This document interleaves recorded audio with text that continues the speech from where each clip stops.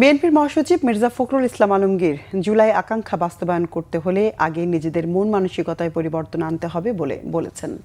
এখনও ঘুষ বাণিজ্য চলে, ভালো কাজ আটকে দেয়া হয় এমন আক্ষেপ করে বলেন, কোথাও কোনো পরিবর্তন হয়নি।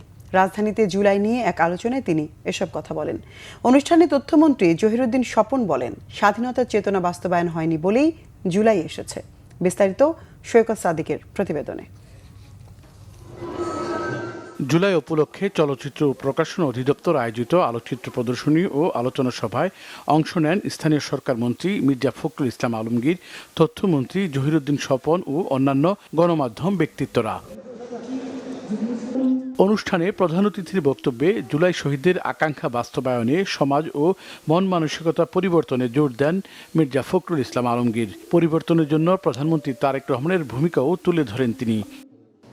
এখন আমরা যদি এই মূল্য দেওয়াটাকে ধারণ করতে না পারি, সেটাকে সামনে রেখে যদি আমরা আপনার পরিবর্তনের চেষ্টা না করতে পারি, তাহলে তো আপনার এই মায়ের এই অশ্রুধারা, এই রক্তস্রোত এমনি এমনি হারিয়ে যাবে। কথাগুলো বলছি অনেক কষ্টে।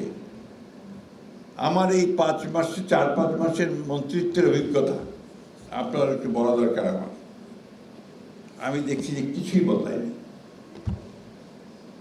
একইভাবে আপনার যারা ঘুষ খেত তারা ঘুষ খাওয়ার ফন্দি বিক্রি করছে, একইভাবে যারা আটকে দিত ভালো একটা কাজকে আটকে দিচ্ছে, একইভাবে ওই যে আমি বললাম যে আপনার ভোট পাল্টে দিয়ে চলে আসছে।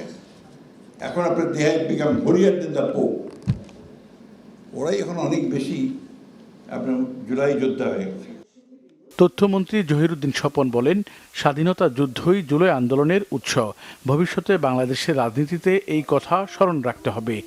আজ আমরা জুলাই এই শহীদকে স্মরণ করার সময় আমাদেরকে খুব স্পষ্টভাবে বুঝতে হবে, স্বাধীনতা যুদ্ধের পরে যুদ্ধের চেতনাকে প্রতিষ্ঠিত করার বদলে যারা যুদ্ধের প্রকল্পকে ব্যবসার প্রকল্প হিসাবে ব্যবহার করেছিলেন, আমরা জুলাইকে নিয়ে যেন তেমনি কোনো একটি লাভজনক প্রকল্পের কোনো উদ্যোক্তাকে দেখতে না পাই। পরিষ্কার থাকতে হবে, স্বাধীনতা যুদ্ধের অনির্বাণ চেতনাই জুলাইয়ের চেতনার মধ্যে এখন নিহিত এবং ভবিষ্যতেও বাংলাদেশের রাজনৈতিক প্রক্রিয়াকে একথা স্মরণ রাখতে হবে। 24 জুলাই আন্দোলনের পটভূমি ফ্যাসিবাদ পতনে জুলাই যোদ্ধাদের অবদান তুলে ধরেন শহীদ পরিবারের সদস্য ও অন্যান্য সিনিয়র সাংবাদিকরা।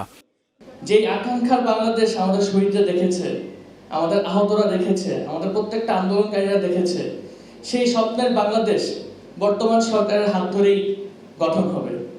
সৈকত সাদিক, বাংলা ভিশন, ঢাকা।